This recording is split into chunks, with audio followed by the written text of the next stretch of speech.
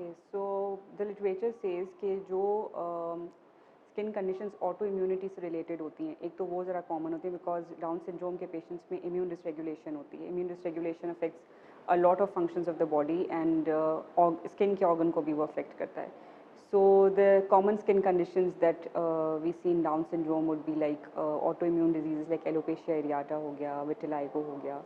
Again, infections are very common in Down syndrome patients क्योंकि उनकी immunity low होती है. So bacterial infections like folliculitis हो गया, like scabies हो गया, ये बहुत common होती हैं. Atopic dermatitis is again it's a genetic disease, but it's also closely related to immune dysregulation of the T cells. तो atopic dermatitis and seborrhoeic dermatitis which are two types of androgenous eczemas, ये भी बहुत commonly down syndrome के patients में देखे जाते हैं. And apart from these pediculosis, head lice, जो कि वैसे ही स्कूल गोइंग चिल्ड्रन में ज़्यादा होते हैं, उनकी प्रेवलेंस भी डाउन सिंड्रोम पेशेंट्स में ज़्यादा होती है.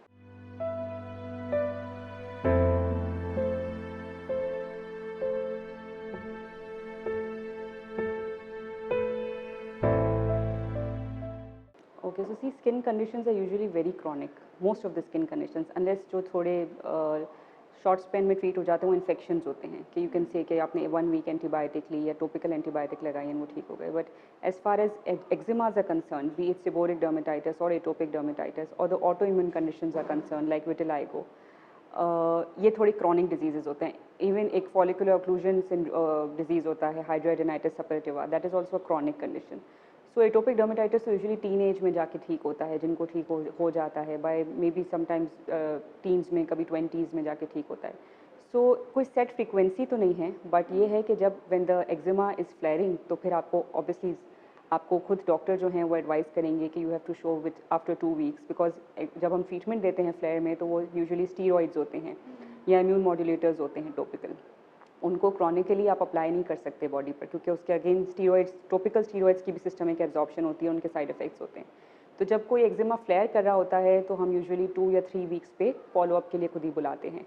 And once the flare has settle down, जैसे रेडनेस थोड़ी बेहतर हो गई है, इचिंग बेहतर हो गई है, देन हम पेशेंट्स को खुद ही मेंटेनेंस ट्रीटमेंट देकर और फिर हम 6 वीक्स पे विजिट कर लिया, 8 वीक्स पे विजिट कर लिया once the condition is settle down. Auto immune conditions का भी यही है, लाइक विटिलाइगो फ़ौरन से ठीक नहीं होता. जब भी हम विटिलाइगो के लिए ट्रीटमेंट देते हैं, आइदर टॉपिकल ट्रीटमेंट हो या इवन जो लोग फोटोथेरेपीज़ करवाते हैं, उनको फॉलोअप के लिए फिर हम 2 मंथ्स पे बुलाते हैं बिकॉज वो एक क्रॉनिक कंडीशन है जो आहिस्ता आहिस्ता जाके ठीक होती है. सो कोई फिक्स्ड फ्रीक्वेंसी नहीं है.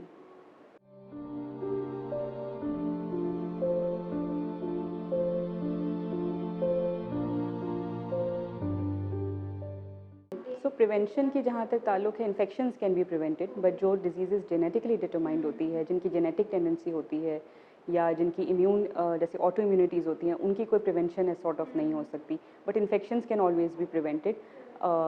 आप हाइजीन का ख्याल रखें, आप बहुत ज़्यादा क्लोज क्राउडिंग में ना बच्चों को करें, आप साइंस एंड सिम्टम्स जो होते हैं उनको जल्दी आइडेंटिफाई कर लें, फ्रीक्वेंट चेंजिंग ऑफ क्लोथ्स करें, तो उससे काफ़ी सारे इन्फेक्शंस प्रिवेंट हो सकते हैं.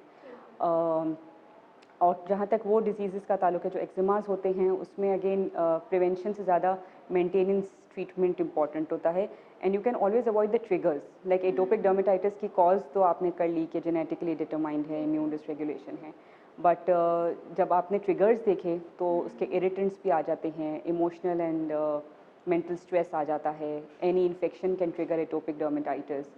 सो आप ट्रिगर्स हमेशा प्रिवेंट कर सकते हो. आप इरिटेंट सोप्स ना यूज़ करो, डिटर्जेंट्स ना यूज़ करो, बहुत हॉट वाटर बाथ्स ना लो. सो और प्योर फैब्रिक यूज़ करें बच्चों को पहनाने के लिए. So the triggers can be prevented.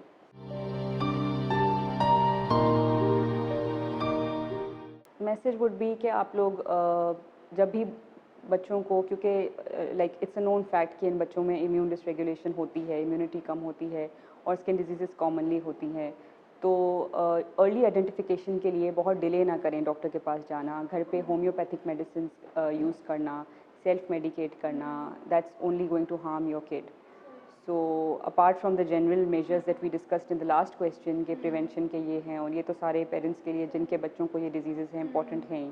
But एक जनरल मैसेज ये है कि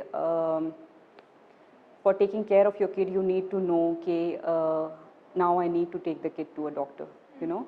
सो बहुत और हर चीज़ जो मार्केट में आती है, कमर्शियल एडवर्टिजमेंट्स आती हैं, उनके ऊपर भी ना आ जाए, you know, just for the sake of के हो सकता है इससे ज़्यादा बेनिफिट हो जाए। Just may be one time consultation करें डॉक्टर के साथ, but just know what your baby wants, what kind of moisturiser you need, what kind of soaps you should use. बहुत सारे लोग हमारे पास आते हैं कि हम तो रोज़ डिटॉल से नहलाते हैं बेबी को।